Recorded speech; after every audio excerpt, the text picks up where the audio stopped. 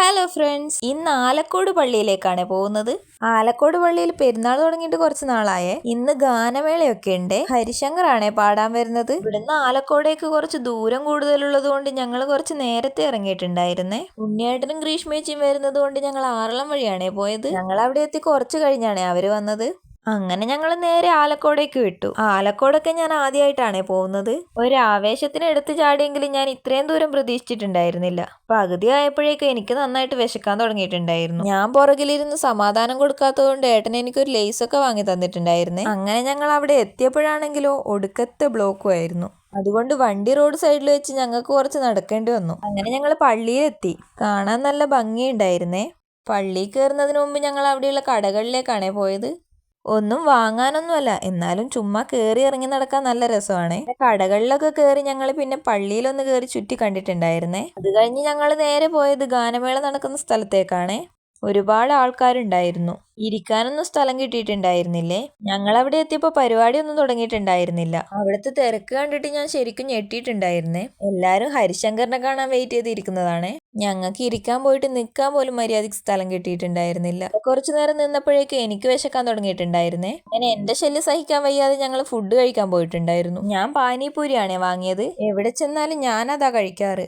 പക്ഷെ ഇതെനിക്ക് അത്ര ഇഷ്ടപ്പെട്ടിട്ടുണ്ടായിരുന്നില്ല. ഫില്ലിങ്സ് ഒന്നും തീരെ ഉണ്ടായിരുന്നില്ല. പാനിപൂരി കൂടാതെ അവിടെ കോളിഫ്ലവർ ഫ്രൈയും ബജ്ജിയും ഒക്കെ ഉണ്ടായിരുന്നേ. അവര് കോളിഫ്ലവർ ഫ്രൈ ആണേ വാങ്ങിയത്. അതൊക്കെ കഴിച്ചു കഴിഞ്ഞിട്ട് എന്റെ വിശപ്പ് മാറിയിട്ടുണ്ടായിരുന്നില്ല. പിന്നെ ഒന്ന് തണുപ്പിക്കാൻ വേണ്ടി ഞങ്ങൾ ഒരു ഐസ്ക്രീം കൂടെ കഴിച്ചിട്ടുണ്ടായിരുന്നു. ഞാൻ ബട്ടർ സ്കോച്ച് ആണേ വാങ്ങിയിട്ടുണ്ടായിരുന്നത്. അങ്ങനെ അതും വാങ്ങി കഴിച്ച് ഞങ്ങൾ നേരെ പരിപാടി നടക്കുന്ന സ്ഥലത്തേക്ക് പോയി.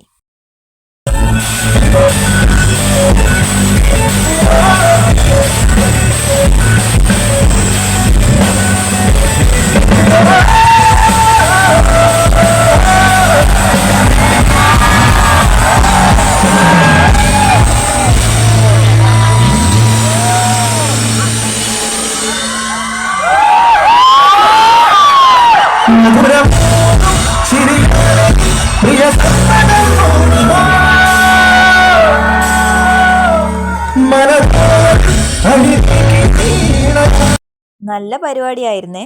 ദൂരം കൂടുതലുള്ളത് കൊണ്ട് ഞങ്ങൾ പരിപാടി കഴിയുന്നതിന് മുമ്പേ അവിടെ നിന്ന് ഇറങ്ങിയിട്ടുണ്ടായിരുന്നു. അവിടെ നിന്ന് ഇറങ്ങിയപ്പോഴേക്കും 11 മണിയൊക്കെ കഴിഞ്ഞിട്ടുണ്ടായിരുന്നേ. അതുകൊണ്ട് ഞങ്ങൾ നേരെ ഇരിട്ടിയിലെ തട്ടുകടയിലേക്കാണേ പോയത്. ഞങ്ങൾ ചെല്ലുമ്പോൾ അവിടെ നല്ല തിരക്കായിരുന്നേ.